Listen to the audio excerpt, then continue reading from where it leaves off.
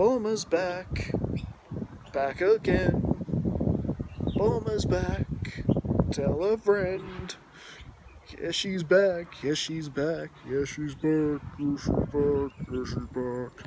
Hey guys, DB right here, and today I'm continuing with what if Bulma was a Z-Warrior? Or what if I wasn't sure I was going to continue, thinking that we had pretty much run out of uses for Bulma as a Z-Warrior. I don't know, for a while I just felt she'd be pretty much majorly overshadowed by the more powerful warriors who appear in Dragon Ball Super, but maybe or maybe not.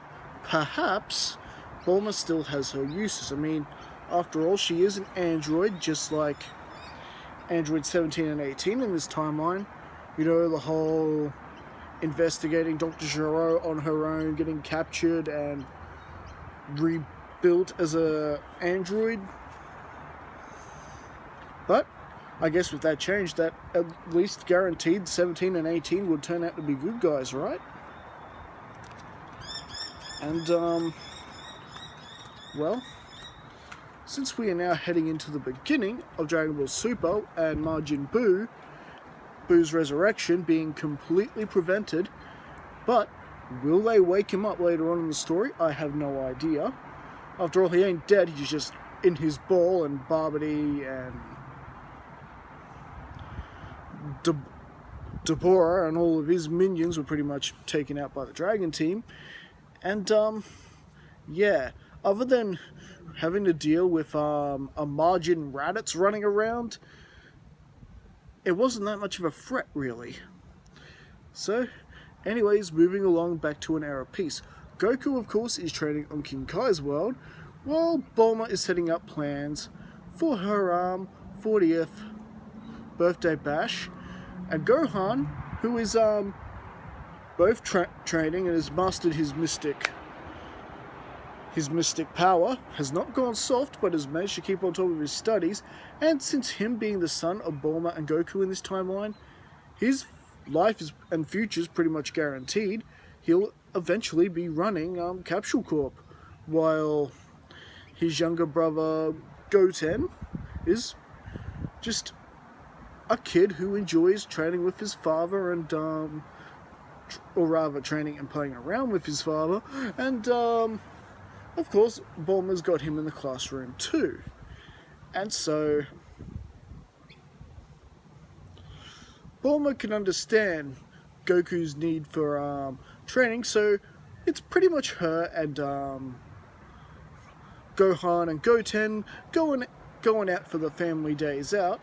She can more understand it because, you know, world needs saving, that sort of thing.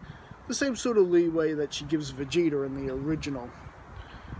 And, well, as for Vegeta, not married to anyone, at least not by my recollection from the last time I did this story. Vegeta is, well, working security at Capsule Corp. So, this does give him a little bit of, action when he, has to do his job as a security guard. But all in all, he's more wanting to train, and he and Raditz basically square off and train as well as best as they can.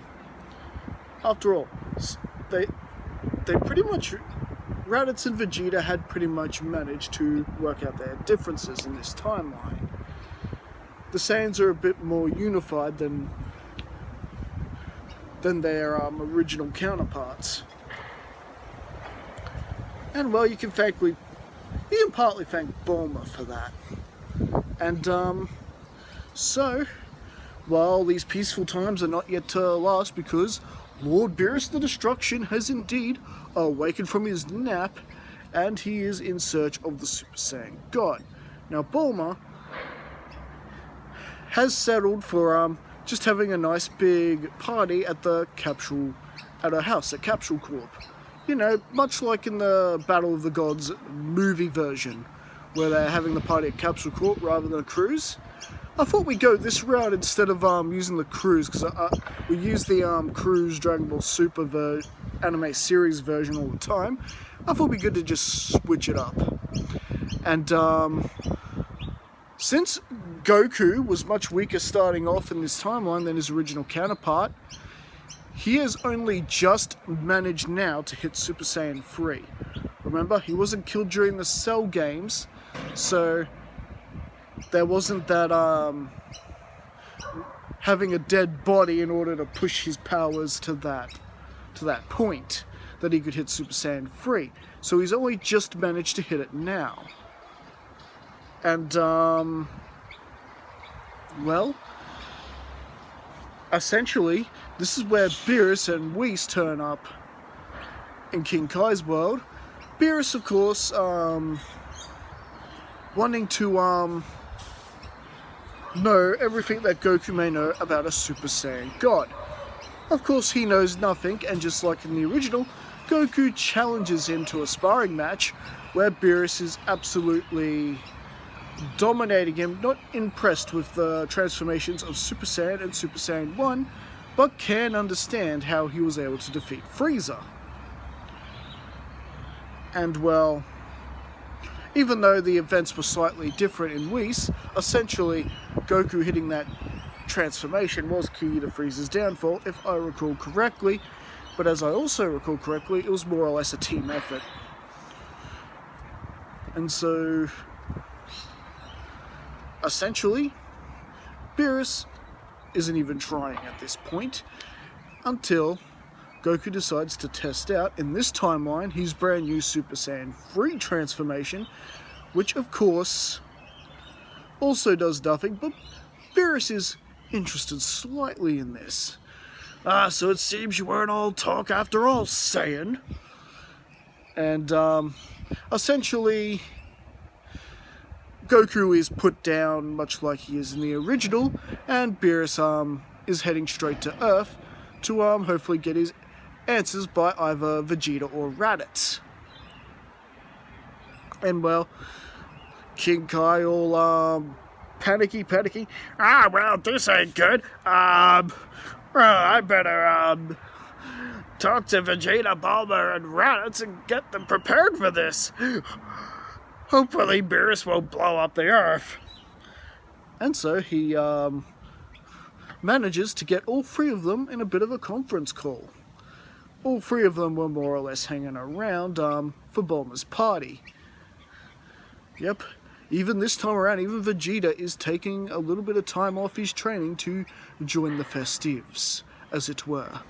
And, well, King Kai just happened to get the Vegeta, Bulma, and Raditz on the same call, and warns them that, listen to me very carefully. There is a destroyer god approaching you by the name of Lord Beerus. Lord Beerus. It sounds familiar.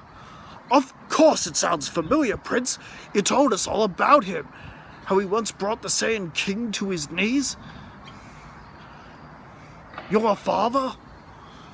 And of course this makes Vegeta remember him very, very closely and officially that there is even a flicker of fear in Vegeta, and unlike his original counterpart, he's showing it a bit more, that he's pretty much unable to move, and Bulma's like, Bulma's sort of figured, how bad can he be, you know, compared to the creeps we've dealt with over the years. He is a destroyer god, Bulma, it's in his name, he is a deity.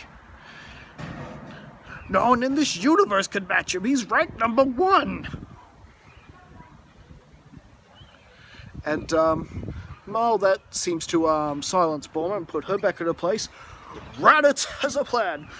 Don't worry, King Kai. I, Raditz, have the perfect plan. And, well,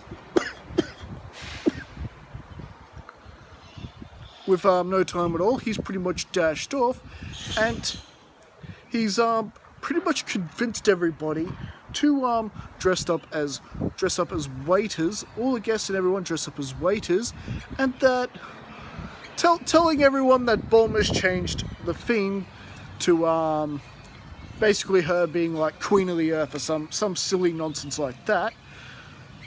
And well, just take the moment to picture Piccolo in a waiter's outfit. and they are told no matter what to keep up the charade. They say it's for Bulma, but to make sure, to make it sound like it's sort of like a party game, you cannot anger the purple-looking, cat-looking dude. After all, Vegeta did describe to Raditz what Beerus actually looks like, and that if basically promising everyone like all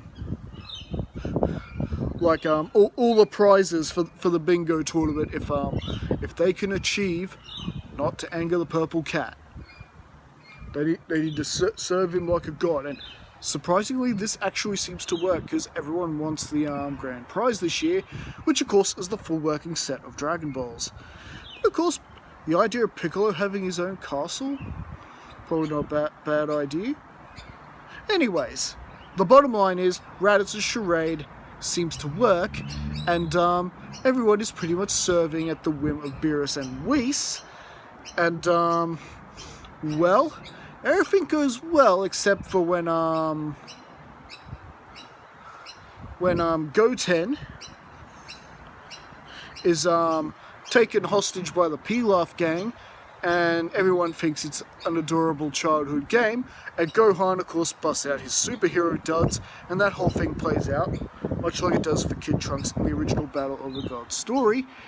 And one of the guns that Mai fires ends up hitting Beerus in the head, and well, that has instantly made him angry that, yeah, if you're thinking we're going to get a Raditz and Vegeta song duet of singing the bingo song, I am sorry to disappoint you guys.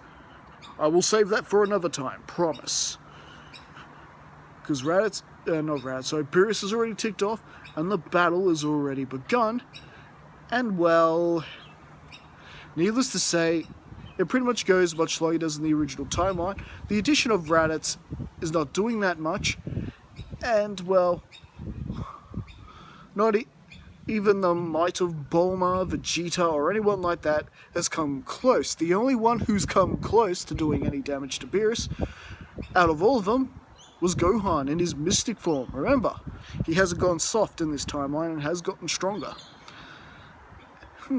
That's actually not bad. I actually felt the wind off that punch. But, no, essentially takes out Gohan. You did better than the one I fought on King Kai's world. And well, Beerus pretty much come to the conclusion he's not going to get his Super Saiyan God. He's pretty much deciding to blow up the Earth, and well, this is where Goku comes with his solution and summons Shenron, who tells them how to get Beerus a Super Saiyan God. And well, luckily, there are Saiyans to spare in this timeline.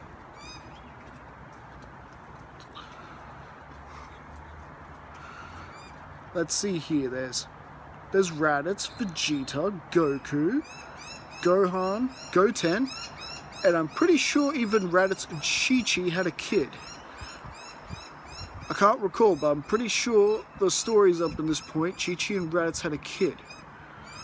If not, there's still Videl to make up the final number anyway. So, if you're wondering who the Super Saiyan God is, Gohan is the logical choice. And well, we're about to get Gohan versus Beerus, and I think, at the very least, this is where we're going to leave things for now. Just because I'm mainly worried that this video is going to time out on me due to memory space issues. But rest assured you, I will be back to work on this on the next part really soon, and I will see you guys then. Don't forget to like and subscribe, leave your thoughts in the comments below, and I'll see you guys again next time. Catch you later.